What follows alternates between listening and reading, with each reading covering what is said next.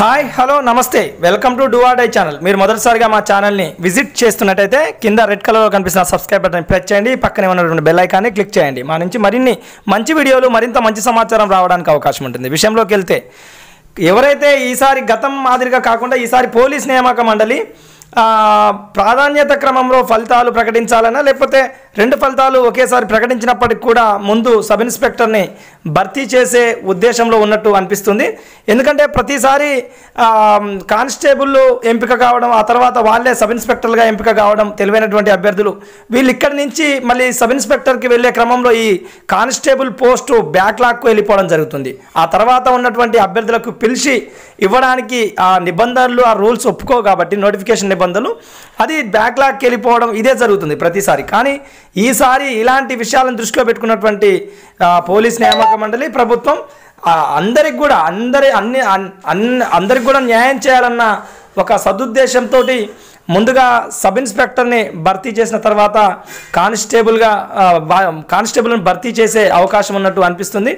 ఎందుకనంటే ఉదాహరణ 2017 లాంటి సంవత్సరంలో తీసుకుంటే ఒక 700 మంది కానిస్టేబుల్ ట్రైనింగ్ చేస్తూ వాళ్ళకి సబ్ ఇన్స్పెక్టర్గా రావడం, మళ్ళీ వాళ్ళే సబ్ ఇన్స్పెక్టర్కి వెళ్ళిపోవడం, ఈ 700 పోస్టులని వాళ్ళ తరువాత ఉన్నటువంటి అభ్యర్థులు స్కోర్ సాధించిన అభ్యర్థులకు పిలిచి ఇవ్వడానికి అవకాశం లేకుండా ఉండడం, ఆ 700 పోస్టులు బ్యాక్లాగ్కి వెళ్ళిపోవడం ఇది ఇప్పుడు కాదు, ప్రతిసారి నోటిఫికేషన్లో ఇదే విషయం జరుగుతుంది. వాళ్ళే సబ్ ఇన్స్పెక్టర్లకు కొంతమంది కానిస్టేబుల్ ఎంపిక కావడం, అక్కడ ఉన్నటువంటి పోస్టులు మళ్ళీ బ్యాక్లాగ్ వెళ్ళిపోవడం, మళ్ళీ కొంతకాలం తర్వాత ఆర్థిక శాఖ ఆమోదం వాటికి మళ్ళీ భర్తీ చేయడం, ఇదంతా ఒక లాంగ్ ప్రక్రియ. కాబట్టి ఈసారి ఎలాగో కష్టపడ్డటువంటి అభ్యర్థులు అందరూ బాగా కష్టపడ్డారు, వాళ్లకు అందరికి కూడా న్యాయం చేయాలి. ముందుగా సబ్ ఇన్స్పెక్టర్ సెలెక్ట్ అయినటువంటి అభ్యర్థులు సబ్ ఇన్స్పెక్టర్గా వాళ్ళకు ఇచ్చిన అవకాశం ఇచ్చిన తర్వాత ఇంకా మిగతా కానిస్టేబుల్కి సంబంధించి అప్పటికి అర్థమైపోతుంటుంది. కాబట్టి ఆ తర్వాత ఉన్నటువంటి అభ్యర్థులను తీసుకోవాలన్న యోచనలో ఉన్నట్టు ప్రభుత్వ సమీప వర్గాలు భావిస్తున్నట్టు, పోలీస్ నియామక మండలి భావిస్తున్నట్టు కూడా మనకి ఈనాడు ప్రధాన వార్తాపత్రికలో ప్రచురితమైంది.